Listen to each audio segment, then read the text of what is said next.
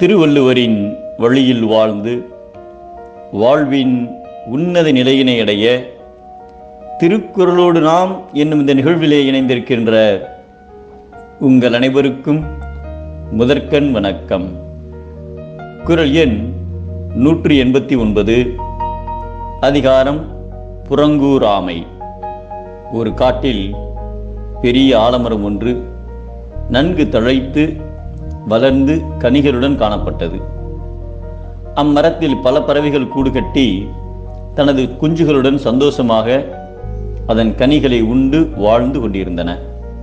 அதே காட்டில் வஞ்சக நரியும் இருந்தது.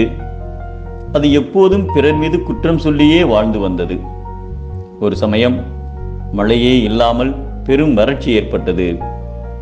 குடிக்க தண்ணீர் கிடைக்காததால் அக்காட்டில் வசித்து வந்த விலங்குகளும் பறவைகளும் தவித்தன. அந்த பெரிய ஆலமரமும் தனது இலைகளையெல்லாம் இழந்து எலும்புக்கூடாய் வாடி நின்றது. அதனால் அம்மரத்தின் வசித்து வந்த பறவைகள் இரை ஏதும் கிடைக்காததால் வேறு இடம் தேடிச் சென்றன. அப்போது அந்த வஞ்சக நெறி மரத்திடம் வந்து, பார்த்தாயா, நீ வளமாயிருந்தபோது உன்னையே சுற்றி சுற்றி வந்த பறவைகள் நீ வாடியதும் உன்னை விட்டு சென்று விட்டன.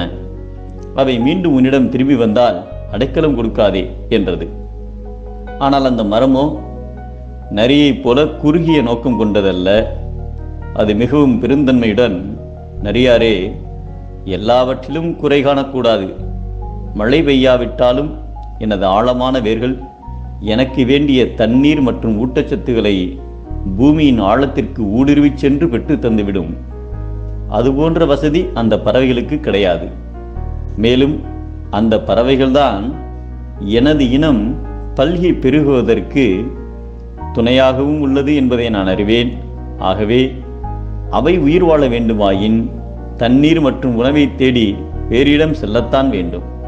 அதற்காக பறவைகள் என்னை விட்டு பிரிந்து சென்று விட்டன என்று நான் ஏன் தவறாக எண்ண வேண்டும்? சுற்றத்தினரிடமும் நண்பர்களிடமும் தேவையின்றி குறைகளை கூறி வெறுக்கக்கூடாது. குற்றம் பார்க்கின் சுற்றம் இல்லை என்பதை உணர வேண்டும் என்று கூறியது. அதை கேட்டதும் தன் தந்திரம் இந்த மரத்திடம் பலிக்கவில்லை என்று நரி எதுவும் பேசாமல் அவ்விடத்தை விட்டு நகர்ந்தது. பிறர் இல்லாத போது அவரை பழிக்கும் இழிச்சொற்களை பேசுவோரின் உடலை சுமப்பதும் அறமே என்று எண்ணி இப்பூமி சுமக்கிறது போலும் என்பதை அரண் நோக்கி ஆற்றுங்கொள் வையம், புறன் நோக்கி புன்சொல் உரைப்பான் பொறை என்கிறார் நம் தெய்வப்புலவர் திருவள்ளுவர். புறங்கூறுபவர் உலகின் பாரம், புகழ்கிறவர் உலகின் வரம்